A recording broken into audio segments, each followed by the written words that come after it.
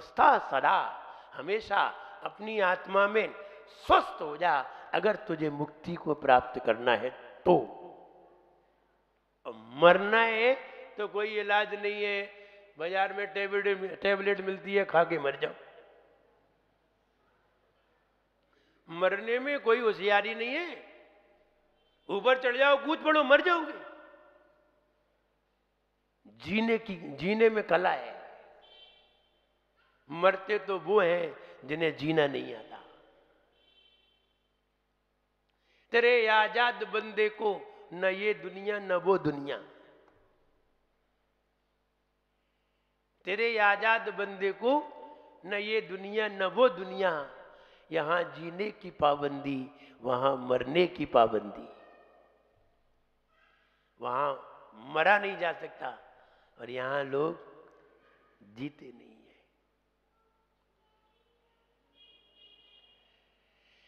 तो कहने का मतलब ये है, देख कामिल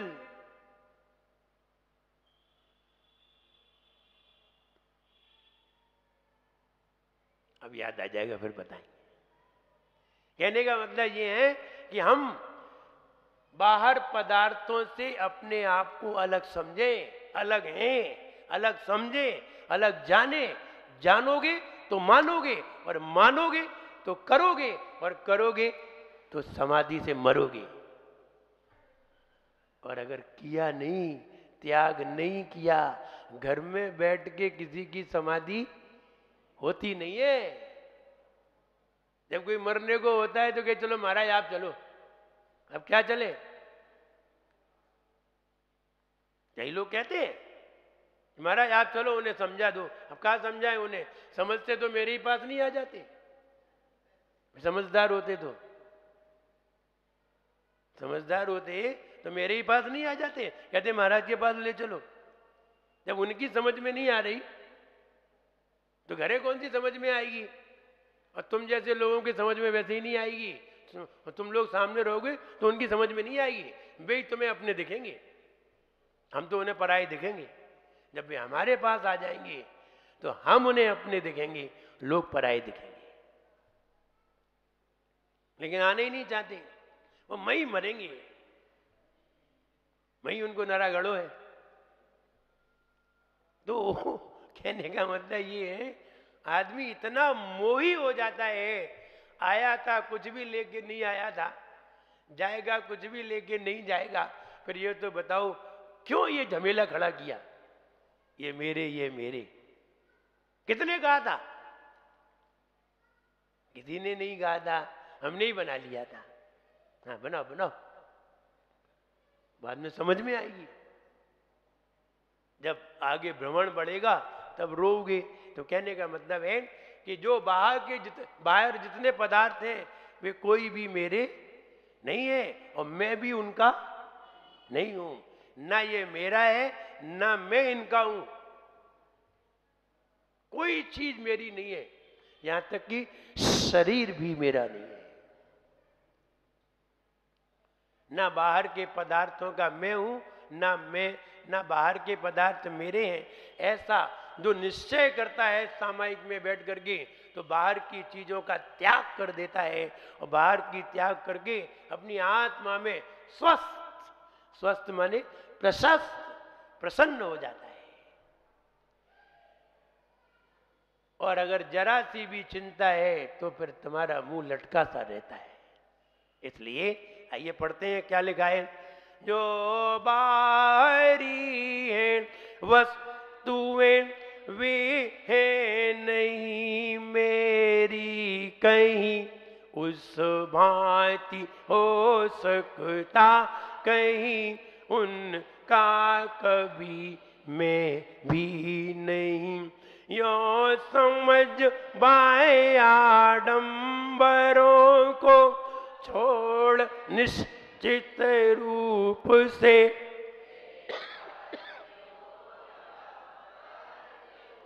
बच जाएगा भवकूप से। ये वो सामायिक पाठ है। जब मैं गृहस्थ यानी घर पे था तब यही पढ़ा करता था। अब बढ़िया याद था, पूरा कंठस्थ सामायिक में बैठ करके एक एक छंद पढ़ के आत्मचिंतन किया करता था, एक एक डेढ़ डेढ़ घंटे बैठकर, एकांत में जाकर के बैठते थे। कभी कभी शमशान घाट पर, गौरी पर जाकर के बैठते थे और ये चिंतन किया करते थे, क्या जरूरत है संसार में रमने की। देखे हैं संसार में रमने वाले कितने खुश रहते हैं, पूरी जिंदगी दुख में ही व्यतीत हो जाती है। ये लाने में, ये लाने में, ये बनाने में, ये करने में, इसी में ही गुजर जाते हैं। आदमी की स्थिति तो देखो, पहले तो कमाता है 50 साल तक, 55 साल तक कमाता है, फिर 50 साल के बाद बनाता है और 60 साल के बाद चला जाता है। किसके लिए कमाया था, किसके लिए बनाया था? जब तक रहने का टाइम आया तब तक चलने का टाइम आ जाता है। बोले अभी तो हमने मकान बनाया था, अभी तो खरीदा है हमने, अभी नहीं, अभी टाइम नहीं हुआ है। बोले मेरा टाइम हो चुका, तुम्हारा हुआ हो या नहीं हुआ। और मेरे टाइम में कोई बदलाव नहीं है, जिस टाइम पे ले जाना है उसी पे चलना है, कुछ नहीं बदल सकता। चाहे तुम युवा हो, चाहे वृद्ध हो, चाहे बालक हो, हमें जब लेने आना है उसी टाइम पे चलना पड़ेगा। तब क्या कर लोगे पदमचंद जी? खूब बना लो मकान, खूब बनाओ दुकान। जन्म सभी को है मालूम, मृत्यु किसी को नहीं मालूम। जानने कब पंछी हो, जानने कब पंछी तन से उड़ जाए रे, जीवन कब मिट जाए रे, ओ जीवन। विचार करो, व्यक्ति ट्रेन में आ रहे थे, भिंडगी तो थे, शिखर जी से चले थे, एक लंबी सांस कानपुर में ही ले ली, लंबी वाली आ गई। इलाहाबाद से कानपुर के बीच में लंबी सांस आ गई। फिर यहां वो नहीं आए, गए तो थे शिखर जी, और ऊपर चले गए शिखर जी से भी। हम ये कहना चाहते हैं, कोई भरोसा नहीं है, तुम जा रहे हो सही सलामत पहुंचोगे कि नहीं, सोए हो सही सलामत उठोगे कि नहीं, सोचो। सब कुछ त्याग करके सो, और सब कुछ त्याग हमेशा ही करो। कोई जरूरी है सोते हुए ही मरोगे? चलते चलते भी तो खत्म हो सकते हो। महाराज है सामायिक कर रहे थे, सामायिक में ही, अब बताओ कब चले जाए, कुछ पता है? आचार्य श्री थे, बीना में आहार करने के लिए जा रहे थे। वो तो अगर 1 मिनट क्या, आधा मिनट भी लेट हो जाते तो आचार्य श्री होते ही नहीं। विचार करो, आहार करने के लिए जा रहे थे, ऊपर से 2 मंजिल बिल्डिंग गिर पड़ी आचार्य श्री के सामने ही। लेकिन आचार्य श्री जब जा रहे थे तो पड़गान वाले इधर खड़े थे, आचार्य श्री इस रोड से जा रहे थे, बीच में डिवाइडर था, तो लोग यहां से दौड़ करके आए, डिवाइडर पे खड़े हो गए, हे स्वामी नमोस्तु नमोस्तु, इतने में बिल्डिंग गिर गई। अब बताओ, अगर आचार्य श्री उस समय नहीं आते तो क्या होता? आचार्य श्री उधर से निकलते, लेकिन वो इधर से निकल गए, इधर से निकल गए, वो जितने खड़े थे सब मरते। लेकिन फिर भी बिल्डिंग गिरी और 4 मरे। ऐसा नहीं कोई मरा नहीं, 4 व्यक्ति मरे, एक प्रोफेसर, 2 बच्चे छोटे छोटे जो लारी का इंतजार कर रहे थे, स्कूल जाना था, खत्म हो गए। कब जिंदगी खत्म हो जाएगी? आप तो ये सोचो, बाहर के कोई भी पदार्थ मेरे नहीं है, मैं भी उनका नहीं हूं। ऐसा सोच करके रोज सामायिक करो, अपने आप में स्वस्थ रहो, प्रशस्त रहो। यही जीवन का सार है, यही आनंदित तुम्हें करा सकता है और इसी से तुम आनंदित हो सकते हो। श्री आदिनाथ भगवान की, 1000 श्री महावीर भगवान की, परम पूज्याचार्य गुरुवर श्री विराग सागर जी गुरुदेव की, अहिंसामयी जैन धर्म की, भले परम पूज्य आचार्य गुरुवर श्री विनम्र सागर जी गुरुदेव की। बहुत सारे धर्म के अनुष्ठान हुआ करते हैं, सिद्ध चक्र विधान भी हुआ करता है, कल्पद्रुम विधान भी हुआ करता है, शांतिनाथ विधान भी हुआ करता है, पंच परमेष्ठी विधान भी हुआ करता है, त्रिलोक मंडन विधान भी हुआ करता है, इंद्रध्वज विधान भी हुआ करते हैं। लेकिन पंच कल्याणक विधान सबसे श्रेष्ठ माना जाता है। इसका कारण है, उसमें भगवान के संस्कार की बात होती है, अन्य विधानों में भगवान के गुणगान की बात होती है। जहां संस्कार की बात होती है वो सर्वश्रेष्ठ माना जाता है। मुनियों के गुणगान गाइए, वो उतना श्रेष्ठ नहीं है।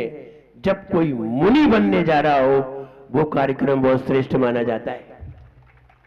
कहीं दीक्षा हो रही हो, वहां लोग उमड़ करके आते हैं, और कहीं मुनिराज का कोई पूजन की जा रही हो तो लोग गिने चुने आते हैं।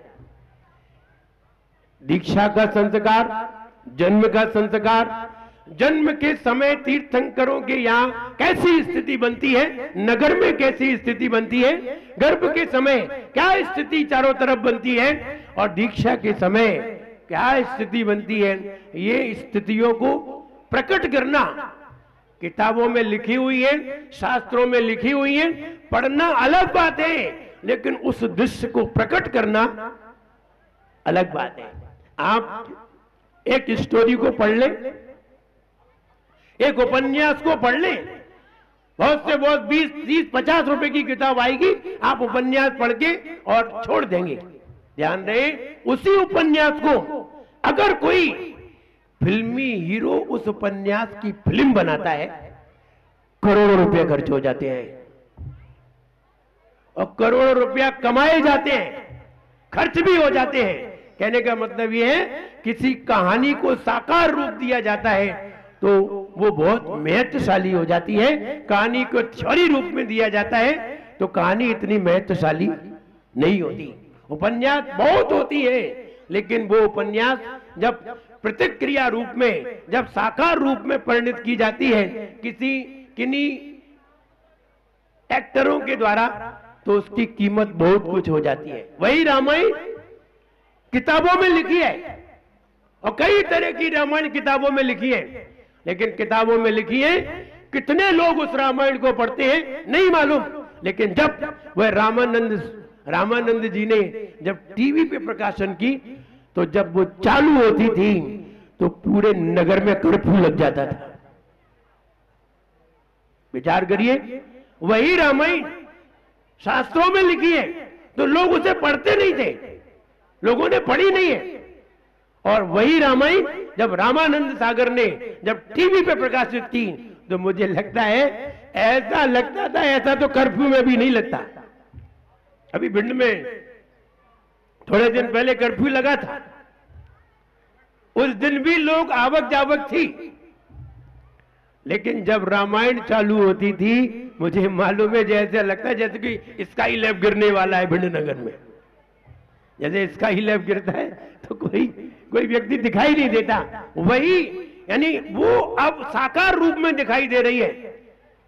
और वैसे जब लिखी थी तो उसकी कोई कीमत नहीं थी। ठीक वैसे ही पंच कल्याणक में, पंच कल्याणक की बातें शास्त्रों में लिखी है, लेकिन 5 दिनों में वो प्रतिक्रियाएं पूरी साकार रूप में दिखाई जाती हैं।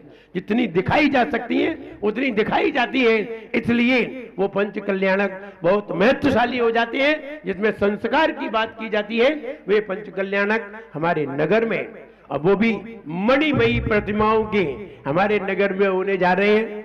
मुझे लगता है पहली बार पहली बार ही होने जा रहे हैं। मणियों के पंच कल्याणक कम से कम आप लोग ताली तो बजा सकते हैं, अनुमोदना तो करें। पहली बार होने जा रहे हैं। मतलब खुशी नहीं है लग रही है, ऐसा लग रहा है। इतनी सारी प्रतिमाएं एक साथ हमारे भिंड नगर को प्राप्त हो रही हैं, पहली बार। हम कई बुजुर्गों से पूछते हैं उन्होंने कभी ऐसा देखा है, तो वो कहते नहीं देखा। चलो कम से कम अब ये तो कहेंगे कि हमने देखा है, हमने देखा है। इतनी सारी प्रतिमाओं के दर्शन, मणिमयी प्रतिमाओं में भगवान के दर्शन हमें देखने को मिलेंगे। तो आप सभी से हमारा यही कहना है, सब लोग ऐसे पंच कल्याणक में शामिल होइए। कल 4 लोगों के बीच में आप बैठोगे तो बता सकते हो कि इन प्रतिमाओं के जब पंच कल्याणक हुए थे हम साक्षी थे। ये याद रहेगी, यही तो याद रहती है। शादी में जाते हैं, किसी की शादी में जाते हैं तो याद रहता है, हाँ इनकी शादी में हम गए थे। ऐसे ही भगवान के उन पंच कल्याणकों में हम शामिल हुए थे। हमारे माननीय श्री लाल सिंह जी राज्य मंत्री, श्रीमान राकेश जी जो पूर्व में कैबिनेट मंत्री रहे हैं और विधायक भी रहे हैं, यहाँ से हमारे बीच में इस कार्यक्रम में अतिथि बनकर पधारे हैं। मेरा उनके लिए खूब आशीर्वाद है। वे हमेशा अपनी उन्नति करते रहें, अपने जीवन में उन्नति करते रहें, और जब भी धार्मिक अनुष्ठान हो, संतों का जब भी कहीं पदार्पण हो, आप उनका आशीर्वाद लेने अवश्य आए और उस धार्मिक अनुष्ठान में अवश्य आकर के उस धार्मिक अनुष्ठान में भी उसका लाभ ले और पुण्य लाभ लेके गुरुओं का आशीष प्राप्त करके अपने जीवन को सफल बनाए, उनका जीवन सफल हो। मेरा उनके लिए खूब आशीर्वाद है और सकल समाज के लिए खूब आशीर्वाद है। कहीं भी किसी को भी कोई दुख ना हो, सभी के यहाँ समृद्धि हो, सुख हो, मेरा ऐसा सबके लिए आशीर्वाद है। जब एक गजा राशि आदिनाथ भगवान ने की।